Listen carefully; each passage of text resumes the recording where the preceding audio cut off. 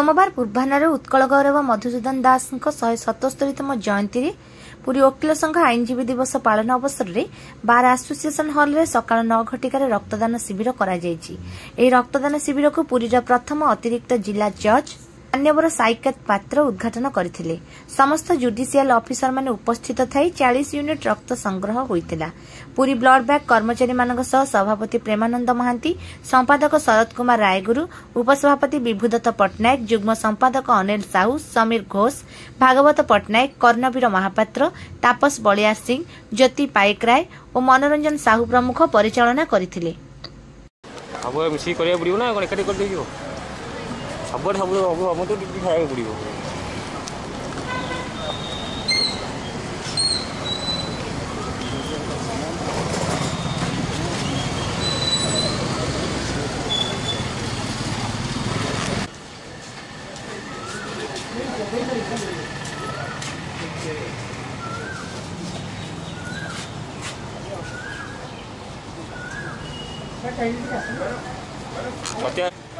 टिके मूर्ति सामने पाखे जी